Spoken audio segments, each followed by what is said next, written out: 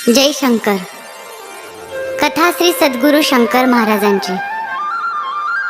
सोलापूरचा उंच गोरा देखणा पायजमा आणि शर्ट घातलेला अनंता देशपांडे हा तरुण मुलगा प्रथम महाराजांकडे आला. तो त्याच्या एका मित्राबरोबर. तो म्हणाला होता, इथे शुभराय मठात येणारे शंकर महाराज फारच ज्ञानी आहेत. मोठे मोठे डॉक्टर, वकील, अधिकारी त्यांचे भक्त आहेत. आपण त्याच्या दर्शनाला जाऊया का? आनंदालाही वाटलं जावं. एवढे सुशिक्षित लोक ज्यांना गुरुस्थानी मानतात ते महाराज निश्चितच मोठे असले पाहिजेत. आपणही त्यांना गुरु करावं. ते दोघे मठात येऊ लागले. महाराजांचा मठात मुक्काम असेल तेव्हा त्यांच्या सत्संगात राहू लागले. पण अनंताच्या मनाला समाधान वाटेना. महाराजांचं लौकिक दृष्टीला वाटणारं विक्षिप्त वागणं, त्यांचं अवाच्य बोलणं, त्यांचं सिगारेट ओढणं या गोष्टी त्याच्या मनाला खटकू लागल्या. तेव्हा एक दिवस तो मित्राला म्हणाला, माधव, आपण हिमालयात जाऊया. मी असं ऐकलंय आणि ग्रंथातून वाचलंही आहे की तिकडे अनेक सिद्ध पुरुष राहतात, गुहेत राहून तपश्चर्या करतात. तिथल्याच एखाद्या साक्षात्कारी सिद्धाला आपण प्रसन्न करून घेऊ, त्याचे शिष्य होऊ, तो सांगेल तशी साधना करू. हे महाराज आपल्या काही कामाचे नाहीत. माधवाला ते पटलं. मग कुणालाही न सांगता ते दोघे मित्र मजल दर मजल करीत हिमालयात कुणीतरी योग्य गुरु मिळेल या आशेवर तिकडे गेले. गुरुच्या शोधात भटकत राहिले. तिथल्या एका अवघड शिखरावर पायथ्याशी एका गुहेत एक महात्मा राहतो असं त्यांना कळालं. म्हणून ते त्या गुहेच्या दिशेने निघाले. बरंच अंतर चालून झाल्यावर त्यांना दूर गुहेसारखं काहीतरी दिसलं. अत्यंत आनंदात ते समोर दिसणाऱ्या अरुंद वाटेने चालू लागले. पण त्या वाटेने ते चालू लागले तो काय, बर्फाची एक मोठी भिंत त्यांच्यासमोर उभी राहिली. दोघे गोंधळले. पुढची वाट बंद झालेली. पुढे जाणार कसं? बर्फ वितळण्याची वाट पाहण्यातही अर्थ नव्हता, कारण संध्याकाळ व्हायला आली होती.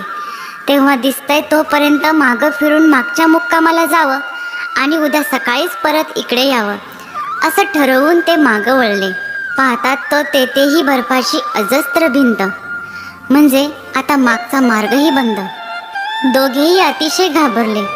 मोठमोठ्याने ओरडू लागले. हमसाहमशी रडू लागले. माधव उद्वेगाने म्हणाला, अंत्या, हे तुझ्या पापाचं प्रायचित्त आहे. महाराजांना नावं ठेवलीस त्याची ही शिक्षा मिळते आहे आपल्याला. होय रे होय, मला त्याचं मोठेपण नाही कळलं. महाराज, मी चुकलो. तुमचे पाय सोडून आलो. तुम्ही आमचे मायबाप, लेकराला क्षमा करा. आम्हाला प्राण संकटातून वाचवा हो. दोघेही महाराजांना कळवळून हाका मारू लागले. भडव्या! तेवढ्यात त्यांच्या कानावर ही शिवी पडली. दोघांनाही आनंदानं एकमेकांकडे पाहिलं. हा आवाज महाराजांचा. आले महाराज, आपल्यासाठी धावून आले. खरोखरच महाराज प्रकट झाले होते. म्हणत होते, महाराज रांगडे, महाराज दारुडे, महाराज वेडेवाकडे. मग आता कशाला रे त्यांच्या नावाने ओरडतो आहेस, बोंबलतो आहेस? दोघांनीही त्यांचे पाय धरले. डोळे पुसत म्हटलं, आम्हाला क्षमा करा महाराज. बरं, कळले अक्कल. त्यांना उठवीत महाराज म्हणाले, जा आता परत आपल्या घरी. तिकडे माणसं डोळ्यात प्राण आणून तुमची वाट पाहत आहेत. महाराज लगेच दिसेनासे झाले आणि त्यांच्याबरोबर त्या बर्फाची भिंतही नाहीशी झाली. सुटकेचा निश्वास टाकून दोघेही परत फिरले.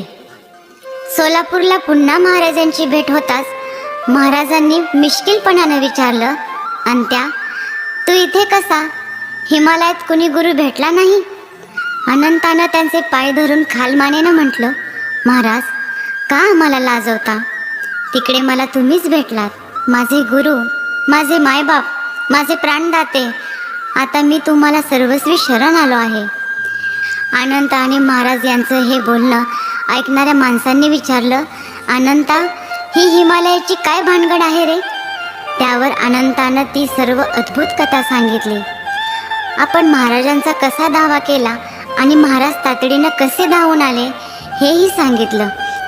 त्यावेळी महाराज मात्र अंतराळी डोळे लावून म्हणत होते, मस्त फकीर का कौन ठिकाना, मैं तो दुनिया घुमा, तड़प तड़प से जो न पुकारा, उसके दर पर जा थमा.